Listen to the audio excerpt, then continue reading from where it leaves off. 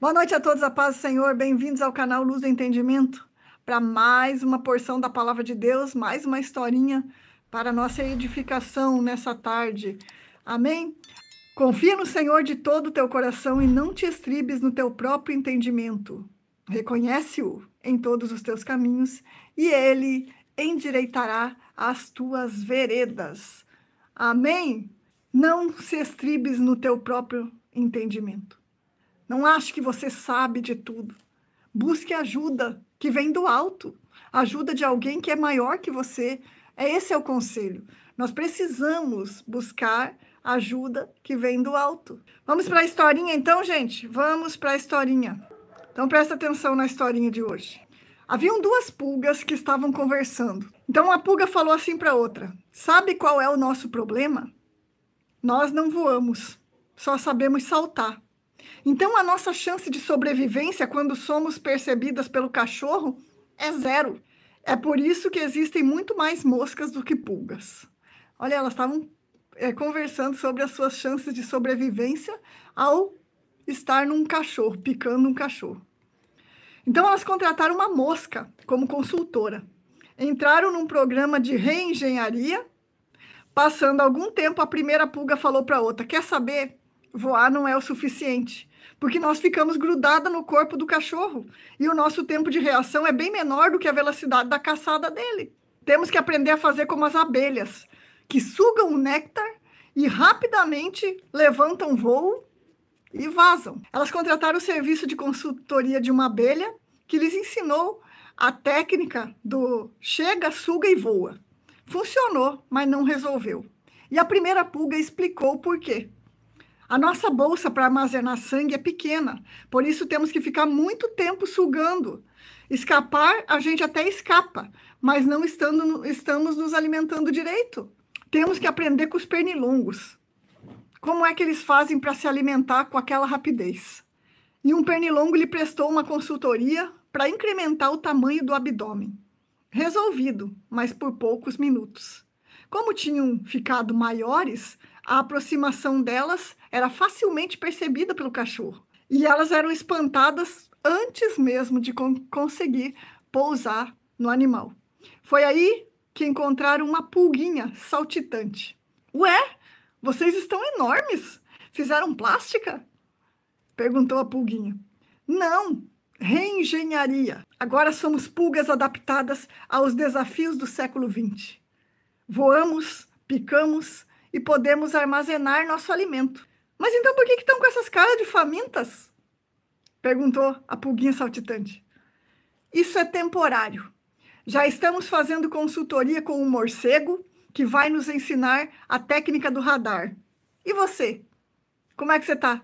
A pulguinha respondeu para elas assim: eu vou bem, obrigada. Forte e sadia.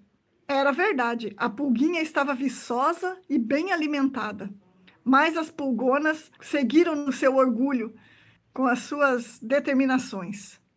Mas você não está preocupada com o futuro? Você não pensou numa reengenharia? Quem disse que não?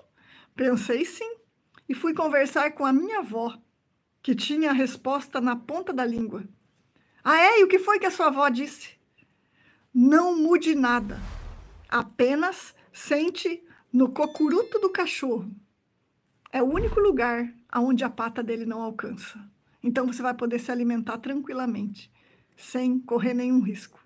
Moral: você não precisa de uma reengenharia radical para ser eficiente. Muitas vezes, a grande mudança é uma simples questão de reposicionamento. Que mensagem maravilhosa dessa historinha, né? Hoje, humanamente falando, né, também as pessoas elas fazem de tudo para buscar meios de ter uma vida melhor, sempre preocupadas com o futuro, sempre preocupado com uma coisa, sempre preocupada com outra. E ali aquela pulguinha deu uma lição nelas. Foi lá e conversou com uma pulga mais experiente. Hoje nós podemos também conversar, como foi ontem na mensagem que eu falei, procurar conselhos com pessoas que têm mais bagagem muitas vezes do que nós, que têm mais experiência na fé, e ali a gente reconhecer o quanto um precisa do outro. Aqui elas quiseram buscar tudo sozinhas. Se elas tivessem, olha, tido o mesmo direcionamento dessa primeira pulguinha ali, dessa outra pulguinha. Ela pensou também no futuro. Ela foi perguntar para a avó dela como é que a senhora, se a avó dela conseguiu sobreviver todo aquele tempo, ela também conseguiria. Ela foi pedir para a avó dela o segredo. A avó dela falou: senta na cabeça do cachorro. Suga ali perto do pescoço, ali por ali, que ali ele não vai, a pata dele não vai te alcançar e você não vai ser morta. E aquelas outras foram lá e tentaram ser abelha, e tentaram ser pernilongo, e tentaram ser qualquer o outro inseto. A abelha, pernilongo, qual que era o primeiro inseto? Me ajuda aí, gente. Esqueci. Mosca, né? É mosca? Misericórdia, Senhor. Ainda bem que eu tô tomando a minha vitamina. Mosca, a primeira era mosca. Às vezes, nós também agimos dessa maneira. Nós queremos ser quem nós não somos para obter resultados que nós teríamos facilmente apenas sendo quem nós somos. Entenderam? Se eu tentar repetir, acho que eu nem vou conseguir. Às vezes é só uma questão de posicionamento. Nós só precisamos redirecionar. Nós só precisamos nos posicionar na posição que Deus quer que nós estejamos. E aí sim, nós vamos conseguir ser quem Ele quer que nós sejamos. Conseguir ser aquilo para o qual nós nascemos para ser. Vitoriosos, pessoas bem-sucedidas em todos os sentidos. A palavra aqui no livro de Provérbios, né? O Provérbios, o conselho do rei Salomão, ele explica: não se estribe no próprio entendimento, entrega teu caminho, pede para o Senhor. Aqui no versículo 6 diz: reconhece-o em todos os teus caminhos e ele endireitará tuas veredas. Se você reconhecer Deus nos teus caminhos, se você pedir conselho para ele, ele vai dizer: meu filho, ouvirás uma voz atrás de ti dizendo: esse é o caminho, andai por ele. E muitas vezes nós nos batemos e tentamos tantas coisas apenas por não entregar a nossa vida por inteira ao Senhor. Então, nós sofremos porque nós ficamos buscando a solução na força do nosso próprio braço. Você já ouviu uma frase que diz assim, agora é só Jesus.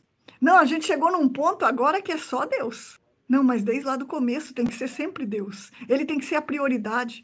Ele tem que ser o principal, ele tem que ser a primeira pessoa que nós temos que buscar. Ele tem que sempre estar no primeiro lugar das nossas vidas. Ele não tem que ser o último recurso, depois que a pessoa faz tudo, e procura isso, e procura aquilo, e faz aquilo outro, e se arrebenta, e cansa, e está exausto, e fica anos e anos. Não, eu vou achar uma solução para a minha vida. Não, eu vou mudar, eu vou... Aí, quando ele não tem mais força para nada, aí ele... não, agora eu vou buscar... Não, agora é só Deus mesmo. Jesus tem que ser a prioridade. Nós não podemos deixar Jesus em último lugar. Eu entendo que existem situações que é só Jesus mesmo, que não tem outro, o ser humano não consegue fazer. Tem coisas que só Deus faz mesmo, mas eu creio que vocês entenderam em que ponto, em que sentido que eu estou falando. Não deixar para procurar Jesus quando não tem mais jeito.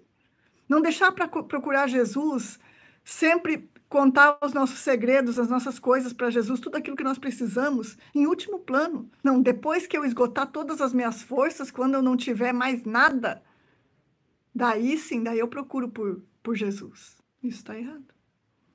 Amém? Então vamos ter o Senhor como nossa prioridade. Ele vai nos dar, Ele vai nos mostrar o caminho, Ele vai nos mostrar como que nós devemos agir, como que nós devemos fazer. Amém? Guarde essa palavra no teu coração, meu querido, e fiquem todos na paz do Senhor e até um próximo vídeo, se assim o Senhor nos permitir. Deus abençoe a todos.